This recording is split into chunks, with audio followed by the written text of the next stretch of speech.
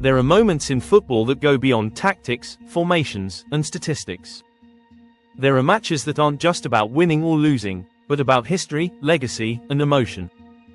And this, my friends, is exactly what happened when Al-Hilal faced Manchester City in the round of 16 of the Club World Cup. Nobody expected what unfolded on that electrifying night. It wasn't just a match, it was a miracle, a redemption, and a statement that football isn't only dominated by Europe anymore. This is the story of how Al-Hilal stunned the world, how their president Fahad Bin Nafel wept like a child in the stands, and how a team once rejected by football's greatest stars ended up writing one of the boldest stories of the decade. Let's start from the beginning.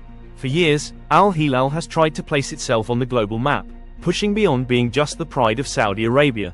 They've pursued superstars with ambition and bank balances large enough to make even European giants blink.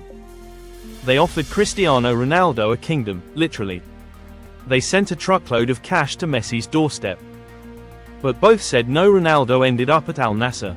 Messi chose Miami's sunsets over Riyadh's spotlight, and the football world scoffed at Al-Hilal.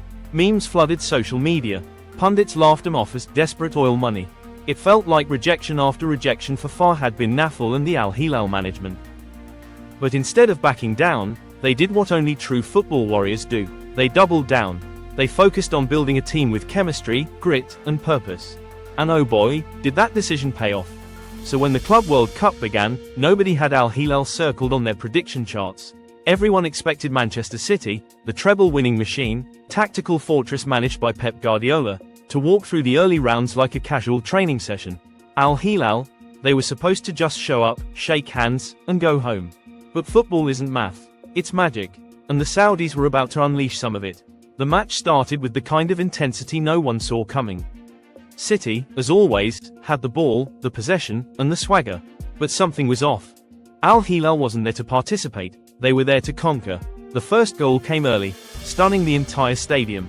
Al-Hilal striker danced past two defenders and slotted the ball past Edison like he'd been doing it all his life. Silence from the City bench. Shock on Guardiola's face. But Al-Hilal didn't stop. Another counter-attack, another goal. This wasn't luck. It was strategy, hunger, and passion wrapped into 90 minutes of perfection. By half-time, it was 2-1 in favor of Al-Hilal. The noise in the stadium was deafening.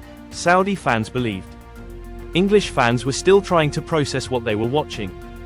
And in the stands, Fahad Bin Nafel, Al-Hilal's president, sat with eyes wide, emotions bottled, and a heart racing faster than the players on the pitch. He'd been here before, in negotiations with agents, trying to sign legends, trying to prove that Al-Hilal belonged on the world stage. And here they were, leading against the champions of Europe. Second half. City struck back, as expected. De Bruyne curled one into the net with his signature finesse. Foden brought the score to 3-2. The dream looked like it might collapse. But Al-Hilal responded like lions. 2 more goals. Pure, raw, and ruthless. One of them came from their midfield general, someone who had once been turned down by every major European team but was now running circles around Rodri and Bernardo Silva. The scoreboard read 4-3. The clock ticked toward 90. And then the whistle blew. Game over. Manchester City, Pep's powerhouse, defeated by Al-Hilal. The world didn't know how to react. But Fahad Bin Nafel didn't care. As the players collapsed in tears and joy, cameras caught him wiping his face, unable to stop the flood of emotions.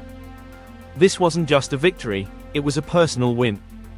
For the man who had believed when nobody else did. For the club that had been humiliated in public negotiations. For every Al-Hilal fan who'd ever dreamed of this moment. In that moment, he wasn't a president. He was a fan. A child watching his heroes make history. His tears weren't just of joy. They were tears of release, of proving a point, of shouting to the world, "We belong here." The reaction on social media was instant. Fans across Asia celebrated like they had just won the World Cup. Arab football had arrived. Videos of Fahad Bin Nafel crying went viral. Many mocked him, but even more celebrated his emotion. After all, that's what football is about. The beauty of football is that it isn't always fair. It doesn't always reward the richest or the biggest. Sometimes, just sometimes, it rewards the ones who believe the hardest. The aftermath of the match shook the global football community. European analysts scrambled to find explanations. Was City tired? Was it Pep's lineup? Was it just one bad day? But none of that could erase the fact. Al-Hilal had done it. Fair and square. No flukes. No VAR controversies. Just sheer willpower and talent. Fans began calling it the miracle of Morocco, as the Club World Cup was hosted in North Africa. Meanwhile, Al-Hilal's players became overnight legends. One of them, the goalkeeper, had made 2 impossible saves that even Courtois would applaud. Another, a young winger from the Saudi Pro League, had embarrassed Joao Cancelo with a nutmeg so clean it belonged in a Nike ad. More than that, the match sparked a broader conversation. Is the football world changing?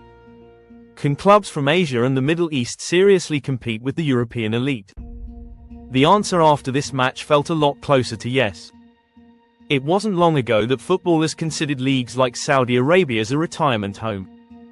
But now, with performances like this and emotions like Fahad Bin Nafel's, the respect is shifting. Players are watching, agents are watching, and most importantly, fans are watching. This wasn't just a one-off fluke. This was the result of years of preparation, strategy, and ambition. Fahad Bin Nafel might not have landed Ronaldo or Messi, but he built something even more valuable, a team that can beat the best without needing a GOAT. Imagine being told, no, again and again. Imagine being mocked for dreaming too big. And then imagine watching your team defeat the best team in the world. That's what happened to Fahad Bin Nafel.